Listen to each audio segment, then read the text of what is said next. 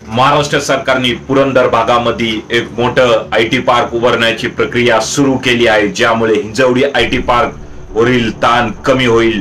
पुरंदर तालुक्यात प्रस्तावित पुणे आंतरराष्ट्रीय विमानतळ आणि लॉजिस्टिक हब जवळ एक नवीन आयटी पार्क उभारण्याची प्रक्रिया महाराष्ट्र सरकारकडून सुरू आहे। हिंजवडी आयटी पार्क मधील गर्दी कमी करणे आणि या प्रदेशातील पायाभूत सुविधांच्या विकासाला चालना देण्यासाठी नवीन आयटी पार्क उभारलं जाणार आहे।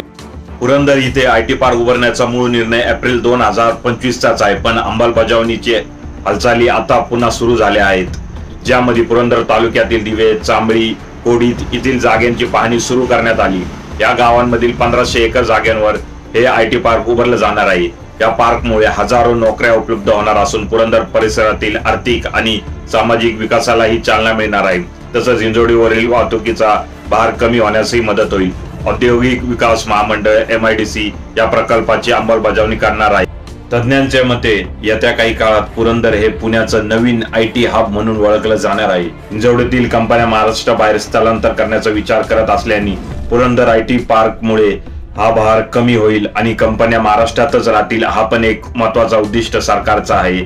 मागील काही आठवड्यात तुम्ही पाहिलं असेल की अजितदादा पवार यांनी सातत्याने हिंजवडी आयटी पार्कचे दौरे केले, अनेक प्रयत्न केले तेथील ज्या समस्या आहेत ट्रॅफिकच्या त्या मिटवण्याचा, परंतु आता तिथं लोकवस्तीच एवढी झाली आहे की ट्रॅफिकच्या समस्या तिथं उद्भवत आहेत। पाण्याच्याही समस्या खूप जास्त प्रमाणात तिथं उद्भवत आहेत। अनेक ठिकाणी टँकरद्वारा तिथं पाणीही पुरवलं जात आहे, त्यामुळे कुठेतरी जो एक वाढता भर आहे या परिसरावर तो कमी करण्याच्याच उद्दिष्टाने राज्य सरकारने आता पुरंदरच्या दिशेने हिंजवडी ऐवजी जे आयटी पार्कचा विस्तार आहे तो करणार आहे। त्याचबरोबर पुरंदर मध्ये आता जमिनीला सोन्याचा भाव येणार आहे। यापूर्वीच पुणे आंतरराष्ट्रीय विमानतळ जे आहे ते पुरंदरला होणार आहे आणि त्याच्या बाजूलाच लॉजिस्टिक हब होणार आहे आणि ह्याच आंतरराष्ट्रीय विमानतळ आणि लॉजिस्टिक हब जवळ 1500 एकरच्या ज्या परिसरामध्ये आयटी पार्कही होणार आहे। त्यामुळे पुरंदर आता सोन्याची कोंबडी होणार आहे आणि त्यामुळे इथे गुन्हेगारीकरणही वाढू शकतं जमिनींचे भाव वाढल्यामुळे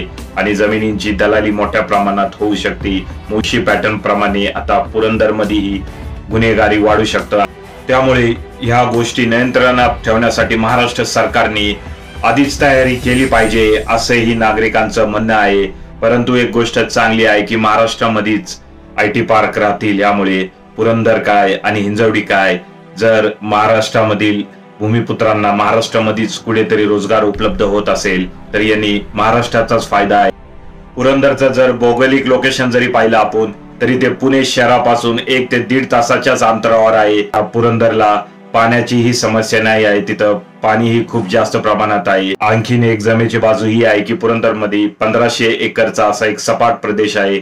दिवे, चांबळे आणि कोडीत ह्या गावांमधील सरकारी मालकीचे समोर 1500 एकर जमीन वापरली जाणार आहे आणि त्यामुळेच कुठेतरी एक सपाट प्रदेश जो आहे 1500 एकरचा तो भेटणार आहे राज्य सरकारला।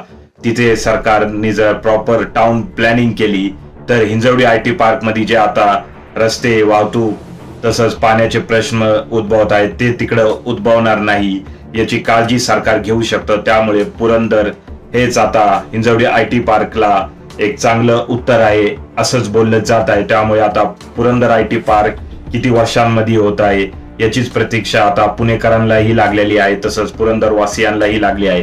काय वाटते तुम्हाला, हिंजवडी आयटी पार्कवर जो वाढता ताण आहे त्याचं उत्तर पुरंदर हेच योग्य आहे की नाही आहे? कमेंट करा कमेंट बॉक्स मध्ये।